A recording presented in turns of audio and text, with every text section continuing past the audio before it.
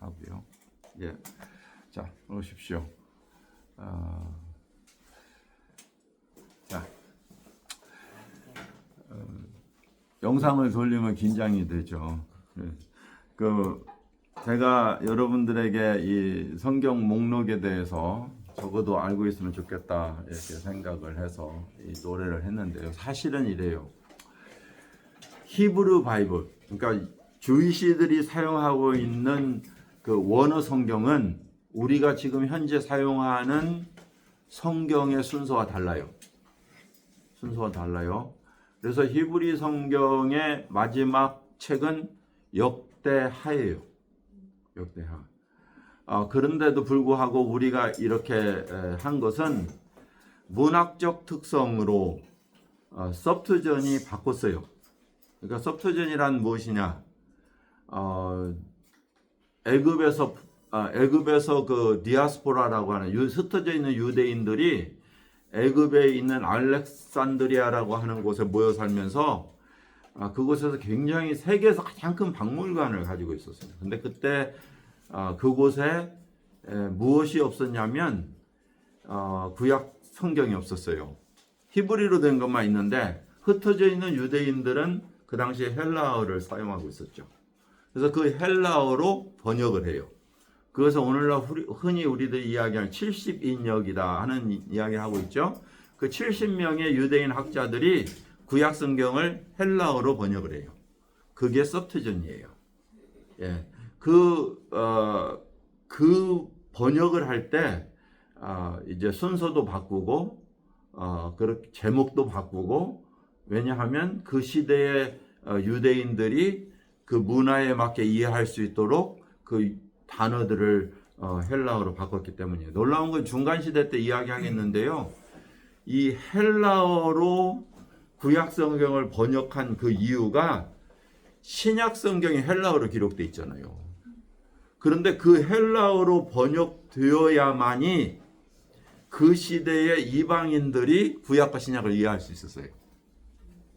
그죠? 왜냐하면 그 이방인들은 헬라어를 사용하고 있었기 때문에. 그것을 하나님께서는 예수님이 오시기 200년 전에 준비하신 거예요. 그러니까 중간시대라고 하는 것을 미리 앞당겨서 이야기하면 사실은 선지자가 말라기야로 끝나고 400년을 공백으로 두었지만, 그러나 그게 공백기가 아니에요. 하나님의 역사에서는 침묵 속에서 진행해 가셨다. 구속의 역사를. 우리는 그렇게 이해해야 돼요. 왜냐하면 이방인의 구원만이 아니죠. 사실은 온 인류의 구원을 400년간 하나님은 준비하셨어요. 그 중에 하나가 성경의 번역이에요. 언어의 통일성. 예. 헬라 문화의 그 통일성이 이루어졌어요. 중간 시기에 하나님께서 어떻게 역사하셨는가를 우리는 공부하게 될 거예요. 근데 오늘은 지금 파노라마 구약 이야기 속에서 줄거리를 각 책의 제목을 잡아가는 거예요. 각 책의 제목. 창세기는 뭐냐? 두 가지로 되어 있다고 그랬죠? 4가지 사건과 4개의 족장. 그죠? 4개의 사건은 뭐예요? 창조, 타락, 홍수, 바벨탑. 이렇습니다. 자, 하나님은 창조하셨고요. 그런데 타락한 인간을 그 죄값으로 심판하셨는데, 그것을 심판하시는 과정에서도 하나님은 노아라고 하는 가족을 통해서 은혜의 구원의 역사를 계시하셨어요. 그리고 그럼에도 불구하고 그 자손들조차도 다시 범죄하더라. 이것이 4가지 사건이에요. 자, 창조, 타락, 홍수, 바벨탑. 그 위에 하나님은 한 인간을 선택하시죠. 누구예요? 아브라함. 이 아브라함은 우상신을 섬기는 갈대아 우르라고 하는 곳에서, 바벨론 땅이에요. 갈대아는 바벨론이라는 그 땅이에요. 갈대아 우르라고 하는 곳에서 그를 선택하셔서 부르세요.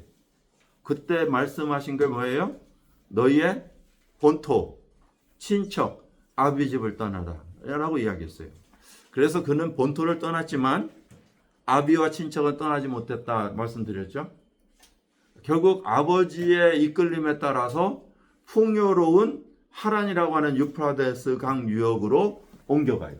저기 저 위에 아브라함 하란 있죠? 그 하란 땅으로 옮겨가서 그곳에서 아버지가 죽기까지 거해요. 아버지가 죽은 후에 하나님이 다시 나타나셔서 내가 지시할 땅으로 다시 옮기시는데 그곳이 어디예요? 4번 아브라함이 거했던 땅 가나안 땅으로 들어와요. 지난주에 보았던 그곳에서 하나님은 어떻게 하세요? 아브라함에게 내가 너를 이 땅을 너와 너의 자손에게 주겠다고 약속하시지만 그곳에는 아브라함의 자손이 없었어요. 하나님께서 그 자손이 없는 아브라함에게 기업으로 누구를 줘요? 기업으로 약속의 아들을 주세요. 근데 그 약속의 아들은 뭐예요? 불가능한 중에 나왔단 말이에요. 그리고 그 땅을 선물로 주세요. 여기에 두 가지의 축복이 있어요. 하나님께서 계획하신 택함 받은 자의 두 가지 약속이 있어요. 하나는 뭐냐면요. 혈통의 약속이에요. 혈통. 두 번째는 뭐냐면요. 기업의 약속이에요. 땅의 약속이에요. 자, 이것은요. 구원받은 우리들이 혈통의 약속을 받아요. 예수를 영접하면 뭐가 돼요? 영접하는 자, 곧 그 이름을 믿는 자에게는 하나님의 자녀가 되는 권세를 주세요. 이것은 무엇에 대한 약속이에요? 혈통이에요. 하나님의 혈통을 이어받는 거예요. 두 번째 약속은 뭐라고 그랬어요? 예, 땅에 대한 기업이에요. 그 땅은요, 우리가 유업으로 받는 땅이 어디예요? 하나님의 나라인 거예요. 하나님의 나라. 이 두 가지가 선택받은 하나님의 사람에게 주어져요. 그래서 이 아브라함에게 주신 그 약속은요, 내가 너를 통해서 어떻게 하겠다고요? 너를 통해서 열방이 구원을 받겠다. 이거였어요. 하나님께서 그리스도를 선택한 이유는 내가 너를 통해서 어때요? 열방이 복을 받게 하겠다. 그래서 동일한 거예요. 구약은 그림자고 신약은 실체예요. 실체. 근데 그 약속의 씨는 누구라고요? 약속의 씨. 아브라함에게 약속했던 씨. 실제는 이삭이었죠. 그런데 갈라디아에서는 서에서는 그가 아브라함의 씨는 씨들이 아니라 씨라고 약속하셨으니 그 씨는 곧 예수 그리스도라. 그래서 그 예수 그리스도로 말미암아 온 우주가 열방이 하나님의 유업을 받는 거예요. 그것이 바로 저희예요. 저와 여러분들이 아브라함의 씨로 말미암아 하나님의 혈통과 기업을 받는 자들이 되었다. 이것이 바로 창세기의 이야기예요. 그런데 아브라함이요, 불가능한 중에 어땠어요? 하나님이 말씀하심에 네가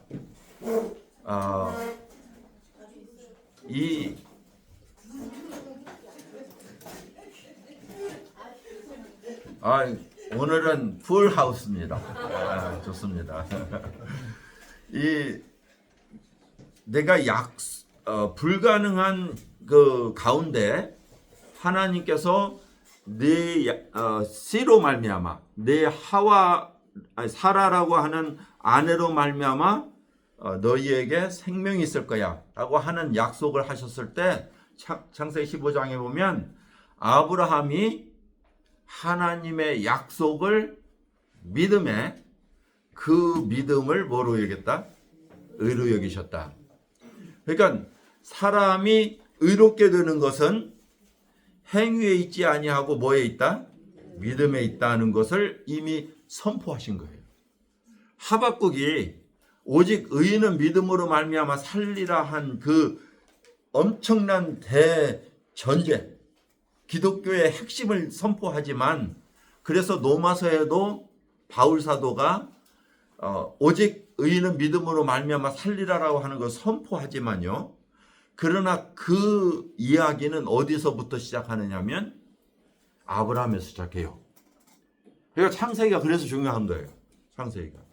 하나님은 이렇게 창세기 속에 앞으로 계시록까지 이루어질 하나님의 나라의 유업까지도 이미 선포하시고 계획해 가시는 거예요. 그러니까 여러분 이 성경을 우리 처음 이야기할 때 성경은 한 권이 아니다. 66권이다. 한 명이 기록하지 않았다. 40명이 기록했다. 1년에 기록한 것이 아니라 1600년에 통해서 기록했다. 여러분 그랬잖아요. 그런데도 불구하고 이 통일성을 가지고 있다. 창세기가 이렇게 기록했는데 어떻게 계시록을 바라보고 기록하냐고요. 네? 이것이 바로 하나님의 작품이에요. 하나님께서 왜 이걸 기록해 주셨어요? 저와 여러분들이 이것을 보고 듣고 깨달음으로 믿음으로 예수 그리스도를 통해서 의롭다함을 받아 하나님의 혈통이 되고 하나님의 기업이 되도록 계획하셨기 때문이에요. 이것을 이해하시는 것이 바로 하나님의 말씀을 공부하는 이유예요. 자, 창세기예요. 그래서 아들이 자손이 넷이에요. 하나 아브라함, 이삭, 야곱, 요셉. 요셉에 이르러서 하나님의 약속에 따라서 이방인의 객이 되어 몇 년? 400년을 애굽 땅에서 거하게 돼요. 그 자손을 알지 못하는 요셉을 알지 못하는 왕이 그곳에 생김으로 말미암아서 종살이를 하게 됐고요. 하나님의 능력으로 모세라고 하는 종을 선택하심으로 말미암아 그들을 이끌고 이제 애굽 땅을 출발하죠. 자, 이거 지난주에 했죠. 구원은 유월절과 홍해를 건너므로 일어났지만 그러나 구원받은 이스라엘 백성들이 시내산에 이르러 그 정체성을 확립한다. 이야기했어요. 창세기 19장에 가면 하나님이 그들에게 선포하는 그 이스라엘 백성들의 정체성이 비로소 기록돼요. 내가 너희를 택한 것은 너희 숫자가 많고 강하기 때문이 아니라 너희들은 가장 작은 민족이기 때문이다라고 말씀하세요. 그리고 너희는 이제 나의 택한 거룩한 나라요 왕 같은 제사장이 될 거라고 선포합니다. 자, 이 선포는요 이스라엘 백성들의 정체성이 되는 거예요. 그들은 하나님의 거룩한 백성이 됐어요. 구별된 백성이 됐어요. 자, 이스라엘 백성은 구약의 하나님의 백성인 이유는 그들을 하나님의 능력으로 유월절에 종살이에서 구속하시고 출애굽시키셔서 그들을 인도하셨기 때문이에요. 자, 그런데 그들의 육체적 혈통이 하나님의 백성이 아니라 뭐예요? 영적인 그 하나님의 백성은 바로 교회인 것을 신약에서는 보여줘요. 그래서 베드로 전서에는 뭐라고 이야기해요? 예수 그리스도의 보혈로 너희가 구속된 것은 금이나 은같이 썩어질 것이 된 것이 아니라 값없는 어린 양의 보혈로 된 것이다.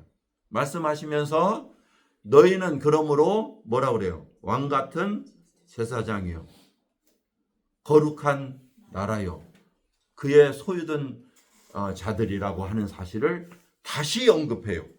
출애굽기에 말씀했던 이스라엘 정체성을 누구에게? 구원받은 우리들에게 이야기해요. 그리고 출애굽했던 이스라엘 백성들에게 20장, 출애굽기 20장에서 무엇을 선포하냐면요. 두 가지. 하나님께 대한 예배, 그 다음에 그들의 삶의 계명, 이 두 가지를 선포해요. 그리스도인도 마찬가지예요. 거룩한 백성이 된 우리들에게는 하나님께 대한 예배와 그 다음에 두 번째는 하나님의 거룩한 백성들의 삶에 대한 강령을 배워가는 거예요. 자, 이 삶이 바로 믿음으로 사는 삶이에요. 그래서 오직 의인은 어떻게 된다고요? 믿음으로 된 의인은 무엇으로 산다? 무엇으로 살아요? 오직 의인은 뭘로 산다고요? 믿음으로 산다니까요. 행위로 사는 게 아니에요.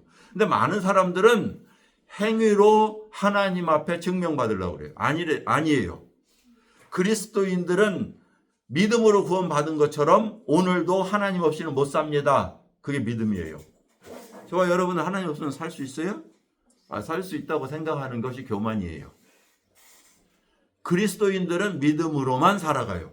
하나님, 저는 오늘 하나님 없으면 못 살아요. 예수 그리스도만 나는 필요합니다.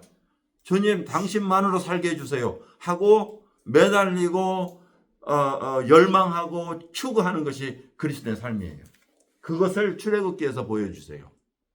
뭐예요? 구름 기둥과 불 기둥으로 매일의 삶 속에서 그들을 인도하시는 하나님, 그리고 그들의 목마름을 날마다 채워주시는 하나님, 그들의 배고픈 주인 배를 먹여주시는 하나님. 이게 육적인 것만 이야기하겠어요? 바로 그리스도의 삶 속에 어떻게 살아야 되는 삶의 원리를 보여주신 거예요. 삶의 원리를. 자, 이게 출애굽기예요. 출애굽기. 그런데도 불구하고 어때요? 자, 이 예배 드리는 거, 레위기. 하나님 앞에 제사함 받은, 제사하는 길, 그리고 기쁘시게 하는 것, 이게 다 예배 속에 들어가요. 그리고 그러한 제물들, 레위기죠. 민수기에 들어가서 믿음으로 살아야 될 그들이 뭘 해요? 불신하잖아요. 가데스 바네라는 곳에서 12명의 누구예요? 대표, 지파 대표들 정탐 보냈죠. 2명 제외하고 다 불신했어요. 그리스도인들이 신뢰하고 살아가야 되는 우리의 삶 속에 불신이 있다 없다? 있다니까요. 불신이 있기 때문에 그들은 어땠어요? 광야를 떠돌게 돼요. 그게 민수기예요. 40년간 떠돌았어요. 민수기. 그 떠도는 그 시간 속에서 그들은 무엇을 배운지 아세요? 민수기는 무슨 장이라고 해서 방황 속에 뭐 했다고요? 민수기는 40년 동안 뭐 했다고요? 예? 광야에서 다 장사 지냈어요. 다 죽었단 말이에요. 나온 사람들. 그리고 새로 태어난 사람만 약속의 땅에 들어가요. 그러니까 그곳은 민수기라고 하는 곳은 뭐냐면요. 저희들 오늘 민수기 살고 있어요, 사실은. 광야 같은 이 세상에 나그네로 살아간단 말이죠. 근데 이 시간은 무엇 하는 곳이냐면요. 옛 자아를 죽이는 곳이에요. 우리의 묵은 자아가 죽는 곳이란 말이에요, 이곳에서. 계속적으로 죽어야 돼요. 그리고 새로 태어난 자아만 거룩한 곳에 들어가요. 자, 이해되시죠? 자, 우리는 두 가지 네이처가 있어요. 구원받은 우리에게 새로 하나님이 너희는 그리스도 안에 있으면 새로운 뭐라고요? 피조물이라. 보라, 이전 것은 지나갔으니 새 것이 되었도다. 비록 말씀하셨을지라도 우리 안에 새 사람이 있고 옛사람이 존재해요. 이 새 사람과 옛사람이 싸워 우리 안에 갈등이 매일 일어나요. 그런데 옛사람은 어떻게 해야 돼요? 죽여야 돼요. 바울 사도가 그래서 날마다 나는 죽노라라고 고백한 것이에요. 저와 여러분에게도 매일처럼 삶 속에서 나에게 일어나는 옛사람을 죽여야 돼. 민수기예요. 죽이고 나에게 새로 태어나는 자아들이 소생되어야 돼요. 그것이 하나님의 나라를 경험해요. 여러분, 우리가 그러한 경험이 없다면 가나안 땅의 기쁨을 못 누려요. 그것이 정복이에요. 가나안 땅을 정복해가는 삶이에요. 자, 구약 성경은요, 우리의 오늘의 현재의 삶을 비춰간다. 제가 그렇게 말씀드렸어요. 그죠? 자, 그 다음 보겠습니다. 신명기는 다시 태어난 자들에게 하나님의 말씀을 재강연하세요. 왜 출애굽기에서 한 번 말하고 끝나지 않고 반복하시느냐? 저와 여러분들은 잊어버려요. 그것이 우리들의 기억력의 한계죠. 그래서 하나님의 신명기는 매일처럼 우리 속에 곱씹어져야 된다는 말이에요. 반복해야 된다. 하나님의 말씀 우리에게 풍성하게 계속해서 일어나야 돼요. 그래서 신명기의 구조는 세 가지로 되어 있는 거 지난주에 또 말씀드렸고요. 여호수아는 가나안 땅의 정복이에요. 이 땅을요, 12지파에게 나눠주고 싸우게 했어요. 그래서 승리하기도 했지만 요즘에 에스라를 공부하시면서 가끔 언급하시는 사사기 이야기, 목사님 설교에 이야기하신 지난주에도 말씀하셨어요. 그들이 이방인들 마땅히 멸해야 될 사람들을 남겨둔 이유는 자기들 욕심 때문이에요. 종 삼으려고. 그래서 자기 노동 안 하려고. 농사 짓는데 편안한 노동력 얻으려고. 그렇게 했던 그들에게 남겨진 자들은 올무와 가시가 됐어요. 왜냐하면 이방신을 가지고 왔거든요. 우리가 우리 육신의 안락을 위해서 남겨놓는 이 육적인 욕심은요, 우리의 영적 삶에 올무와 가시가 돼서 평생 하나님께 나아가는 걸림돌이 돼요. 그것이 무엇이든지 간에. 하나님께서 말씀하실 때 과감하게 잘라낼 수 있다면 그것은 우리의 영적인 삶으로 나아가게 한다는 사실을 보여주는 것이에요. 가나안 땅의 정복이 다 일어나지 못했던 것은 그런 거예요. 불신이 있었어요. 저 땅은 두려운 사람들이 살고 있어. 안 쫓아가요. 그래서 남겨두셨어요. 그런데 갈렙은 어때요? 내가 비록 나이가 80이라도 아직도 강건하니 하나님께서 주신 약속으로 내가 그 땅을 점령하겠습니다. 이 산지를 내게 주소서. 우리 유명한 거잖아요. 헤브론이라고 하는 강력한 그리고 기름진 그곳을 갈렙이 차지해요. 그런데 그곳을 차지한 후에요, 하나님의 그 제사장들에게 바쳐요. 헤브론이 도피성이 되거든요. 하나님의 땅이 되거든요. 이 갈렙이라는 사람은요, 굉장히 믿음의 사람이었어요. 나타나지는 않았지만 어쨌든 지나갑니다. 제가 오늘 이렇게 지난주도 이러다가 못 끝냈어요. 자, 사사기는요, 맴돌아요. 반복이죠. 그것이 가나안 약속의 땅에 들어갔을지라도 범죄하고 어때요? 그러면 하나님께서 압제하는 이방 민족을 보내서 그 다음에 회개하고 기도하면 부르짖으면 사사를 통해서 구원하시고 그 다음에 다시 또 잊어버리고, 이 반복이다. 이거 누구의 삶인 것 같아요? 우리의 삶이라니까요. 그 땅에 왕이 없으므로 하나님이 뭐라고, 너희의 정체성은 뭐라고요? 너는 거룩한 나라요. 왕은 누구? 하나님인데, 여호와인데 그 땅에 왕이 없으므로. 무슨 말이에요? 그 땅에 왕이신 여호와를 인정치 아니함으로, 그 말이잖아요. 하나님이 우리 주인이시라면서요. 예수는 그리스도 나의 주이시라면서요. 근데 내 삶의 주인이 없으므로 내 소견에 옳은 대로 행했더라. 똑같은 이야기 아니에요? 로드십이 사라진 그리스도인, 그 말이 안 되는 이야기죠. 왕이 사라진 이스라엘 백성, 말이 안 되는 거잖아요. 그래서 그 땅이 계속적으로 반복되는 거예요. 암흑기예요. 400년의 암흑기. 그런데 놀라운 사건은요, 제가 지난주에 이걸 잘 설명을 드렸는데, 하나님께서는 이스라엘 약속의 땅이 아니라 버려진 백성, 모압과 암몬은요, 하나님의 총위에 들어갈 수 없는 민족이에요. 하나님께 저주하셨어요. 그러한 땅에 한 여인, 천시받는 여인이에요. 그 당시에. 그리고 그것도 국제결혼 했다고 하죠. 그 당시에 이방인이 유대인하고 결혼했거든요. 그 가정이 여기는 거예요. 요즘에 에스더 공부하시면 알잖아요. 막 울고 그래요. 이방인하고 결혼했다고. 그러니까 그 시대를 이해하셔야 돼. 그 시대를. 그러면 그랬던 여자가 어떤 결단을 해요? 하나님은 나의 왕이시다 해요. 놀라운 거지 않나요? 지난주에 이야기했죠. 아비멜렉, 여호와는 나의 왕이시다 하는 그 시아버지는 하나님 버리고 모압 땅으로 갔어요. 그런데 이 롯은 어때? 죄송합니다. 제가 이북 사람도 아닌데 발음이 이렇게 희한하게 나와요. 예. 자, 전라도 사투리예요. 예. 이 룻은 어때요? 하나님을 자기 왕으로 고백해요. 시어머니한테 이렇게 얘기해요. 당신의 하나님이 나의 하나님이 될 것입니다. 당신이 섬기는 그 나라가 나의 나라가 될 것입니다. 나의 나라는, 나의 왕은 여호와시다. 엄청난 고백이에요. 그래서 그를 하나님께서는 하나님은 나의 왕이시라고 고백하는 다윗 왕을 주시는 거예요. 다윗 왕을.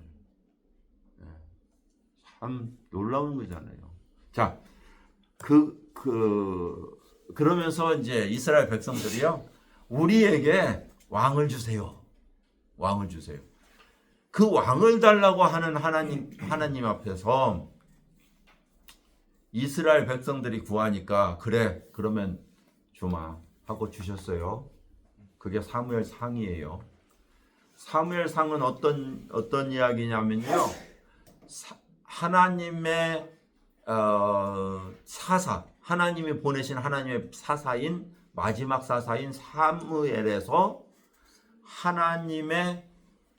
하나님께서 선택하지 않은, 다시 말하면 인간이 선택한 왕인 사울로 넘어가는 과정이에요.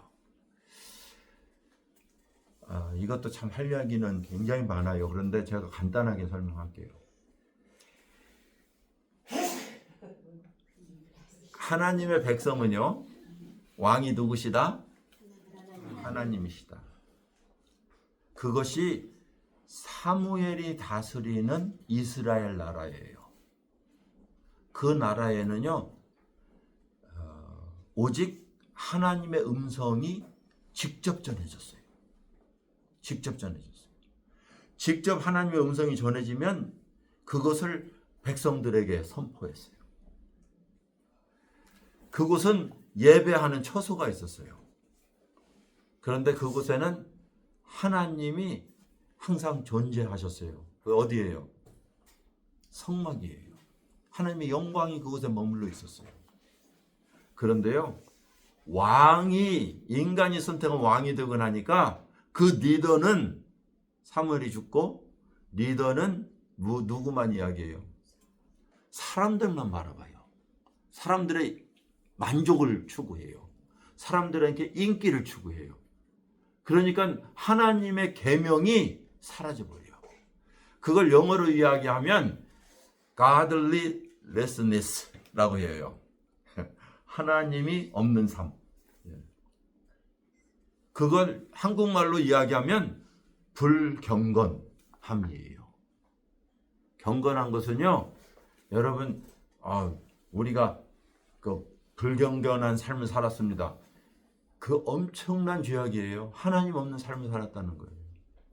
하나님 없는 삶을 살았다고 하는 이야기는 뭐냐면 하나님의 기준이 사라진 삶이에요. 그래서 로마서 1장에 죄악을 하나님이 지적하면서 첫 번째 지적하는 것이 뭐냐면 경건치도 아니하며 이렇게 시작해요. 경건치도 아니하며. 이 경건치 아니하다는 이 죄악은 사형에 해당하는, 다시 말하면 영원한 불못에 해당하는 이야기예요. 하나님 없이 살아가는 인생. 언제 시작된지 아세요? 하나님 없이 살아가는 인생이 아담이에요. 창조 후의 타락이에요. 창조 후에 타락한 인생은요, 하나님이 떠나버린 인생이에요.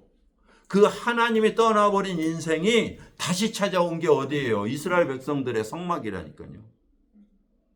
그 하나님의 임재가 있었던 그 성막을 인간이 버렸어요. 다시 버렸어요. 그리고 뭘 만들어요? 인간이 원하는 성전을 짓는 거예요.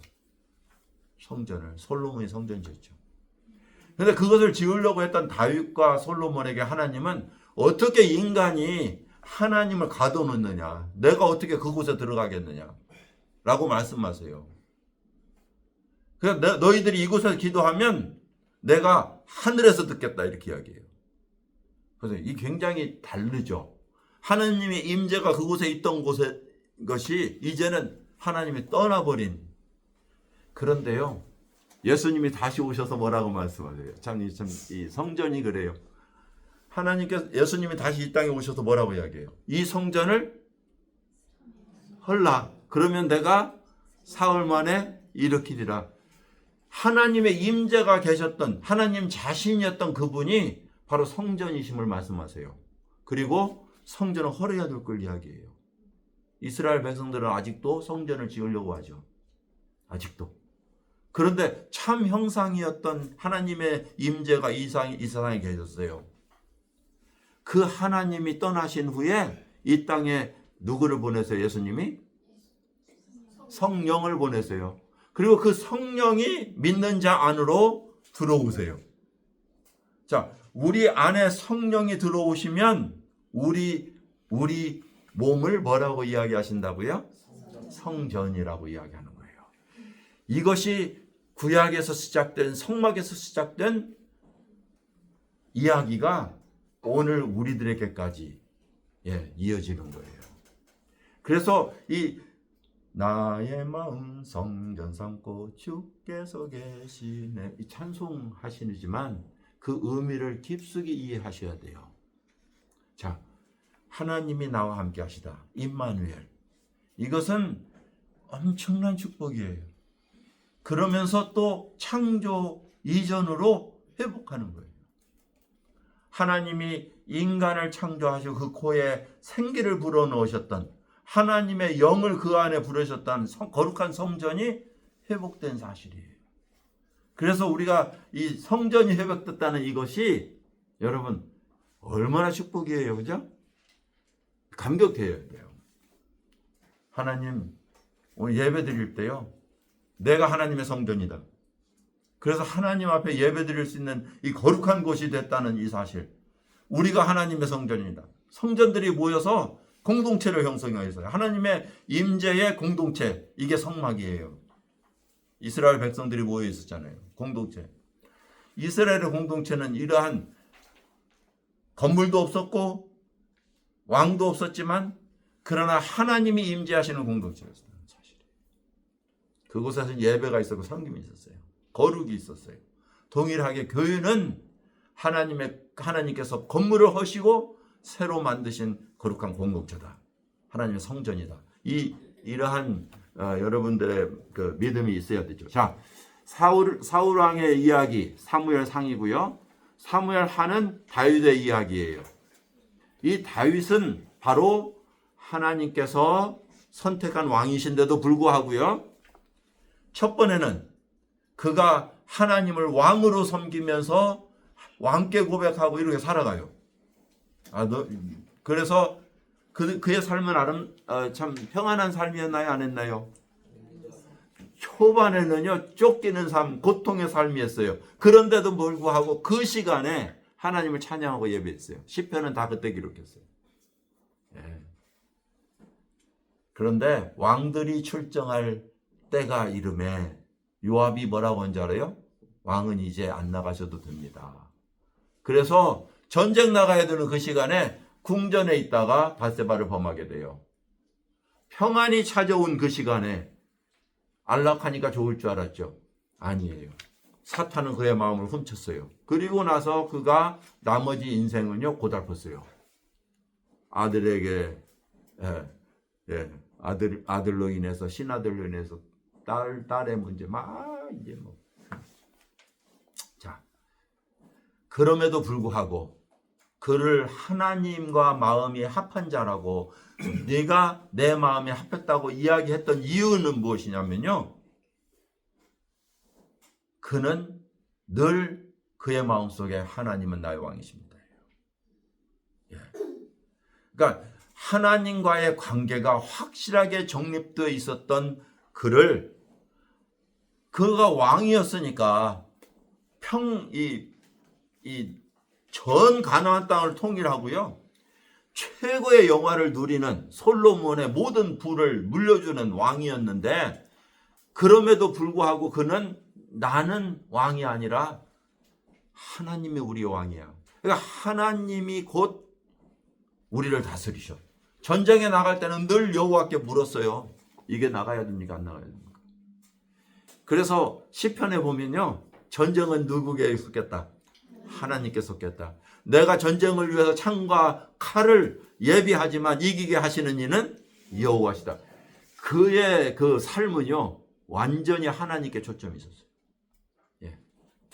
자, 이것이 바로 다윗의 이야기라면, 역대상은요, 바로 사무엘 하의 주석이에요. 맥락을 같이 해요.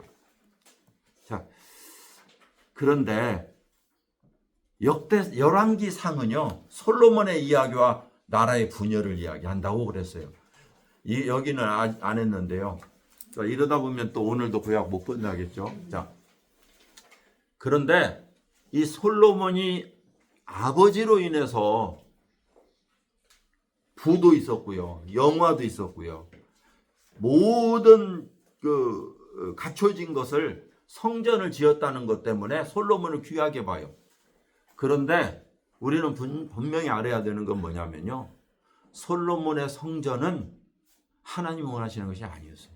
많은 사람들은 그렇게 생각하십니다. 예.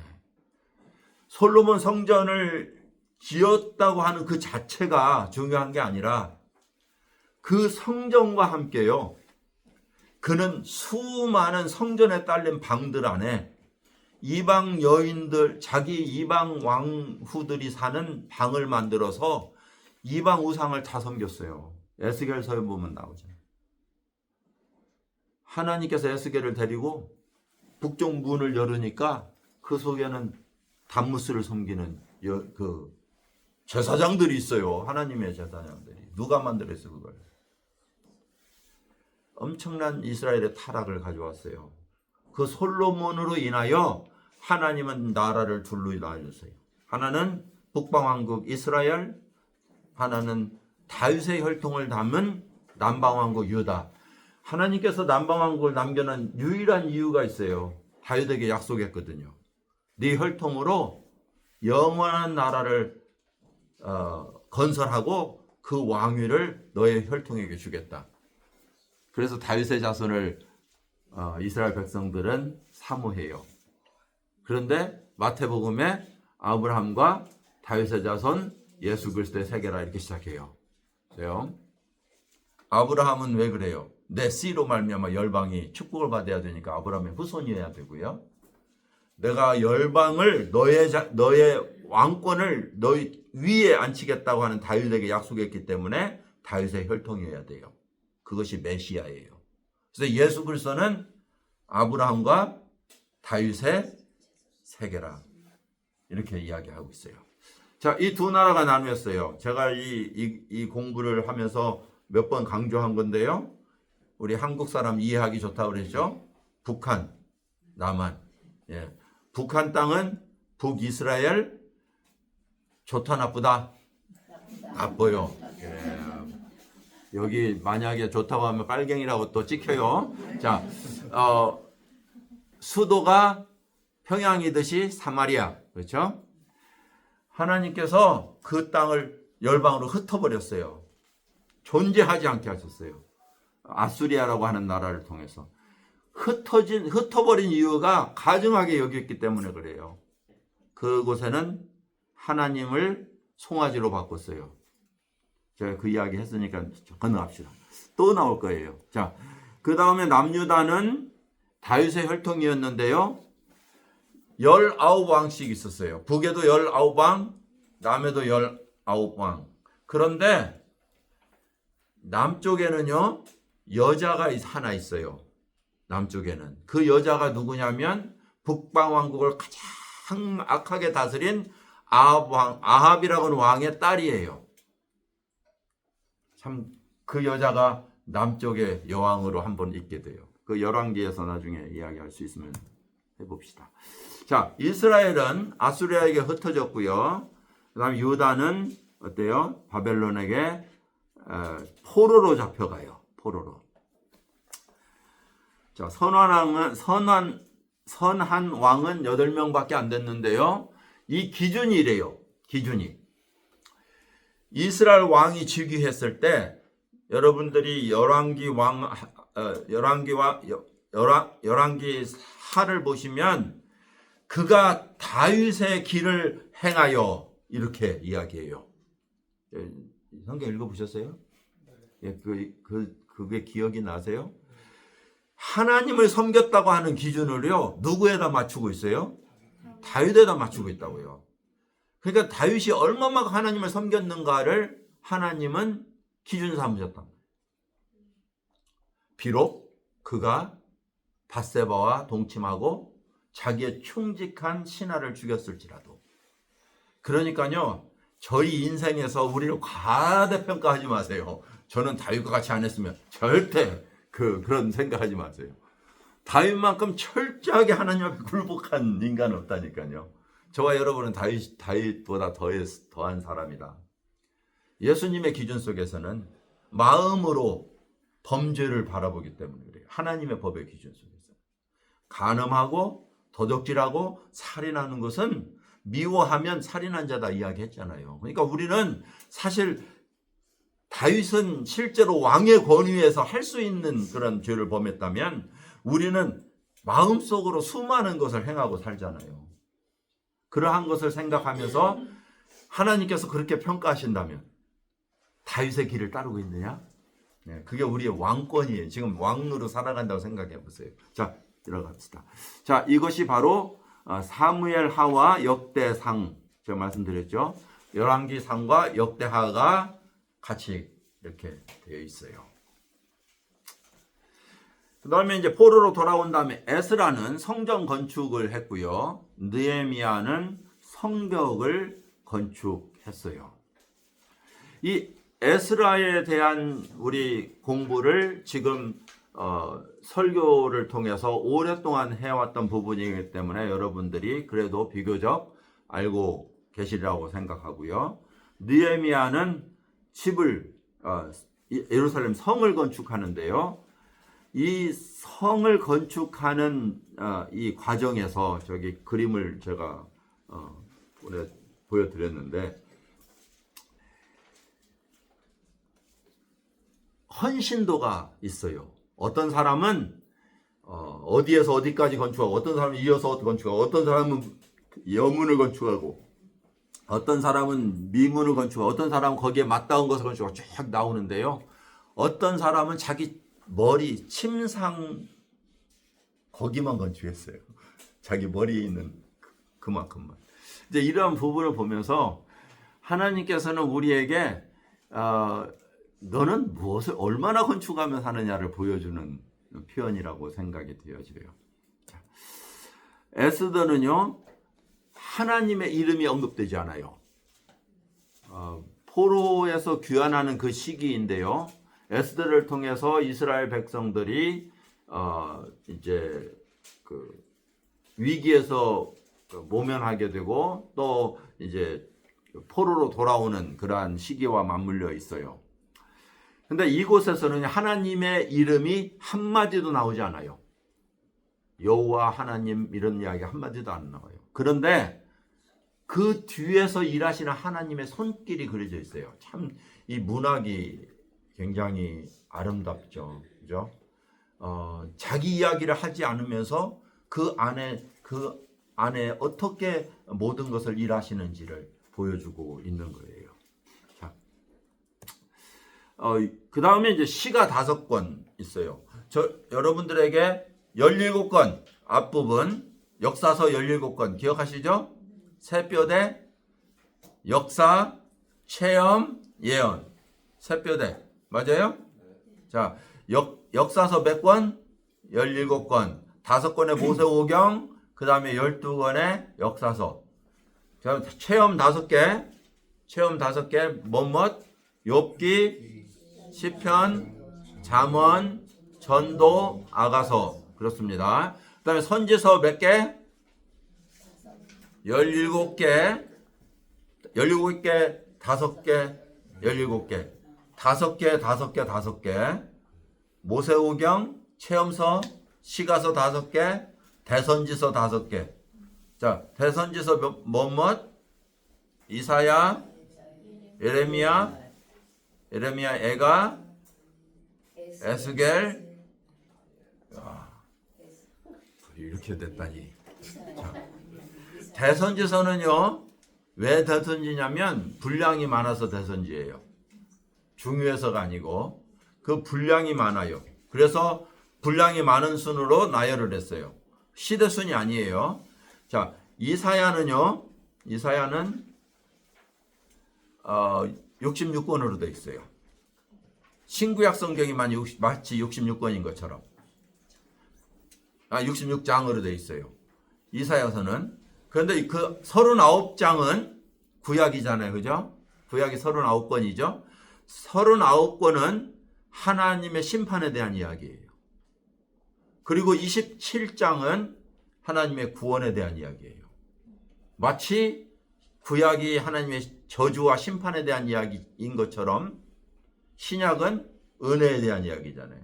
그렇게 이사야서가 좀 기록되어 있어요. 참 놀라운 의도적인 건 아니었는데 그랬어요. 자, 시가서로 갑니다. 욥기는 하나님의 고난, 하나님과 고난, 하나님께서 왜 의인에게 고난을 허락하시느냐 하는 부분을 다루고 있어요.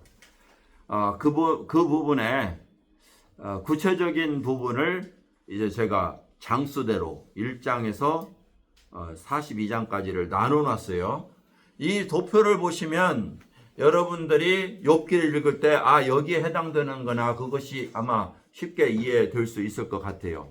처음에 왜 욥이 고난을 당하게 되는지 사탄과의 하나님의 그 대화 속에서 나오고요. 그 다음에 고난받는 모습을 보여준 다음에 욥의 새 친구가 와서 그에게 조언한답시고 그 상처를 더 긁죠. 그러한 부분이 첫 번째, 두 번째, 세 번째까지 나와요. 3번 반복해요. 3번 동안 엘리바스가 빌닷과 소발이라는 사람이 욥을 공격하고 욥이 답변하고 이렇게 번갈아 가다가 마지막에 엘리후라는 사람이 신앙적으로 조언을 하는데요. 욥이 그 자기 생을 비관하고 자기는 의로운데 왜 그럴까 하고 막 이렇게 하나님 앞에 따지듯이 이야기하니까 엘리후가 거기에 대해서 조곤조곤 설명을 하는데요. 그 후에 하나님께서 욥에게 직접 나타나세요. 직접 나타나셔서 내가 창조할 때 네가 어디 있었느냐, 네가 감히 나한테 이렇게 토기 지은 사람에게 이렇게 이야기할 수 있느냐 하고 이야기하니까 욥이 회개를 해요.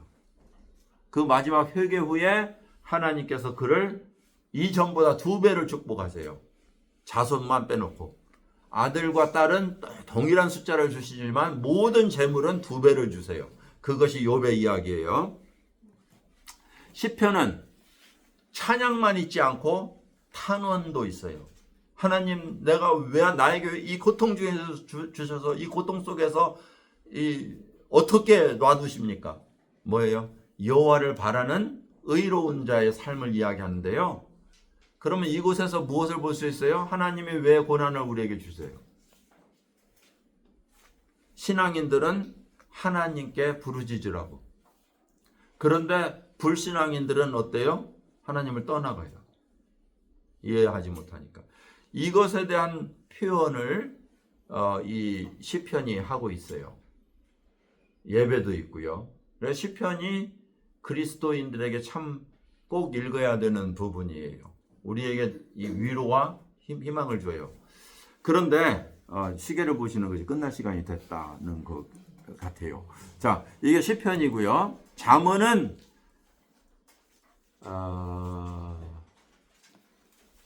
하나님의 말씀에 포함되지만 잠언은 격언이에요. 유대인들과 고대 사회에 흩어져 있던 이 격언이 있잖아요. 우리 한국말도 격언이 있죠. 속담과 덕담 이런 것이 격언인데요. 가는 말이 고와야 오는 말이 곱다 이런 말들은 격언들이에요.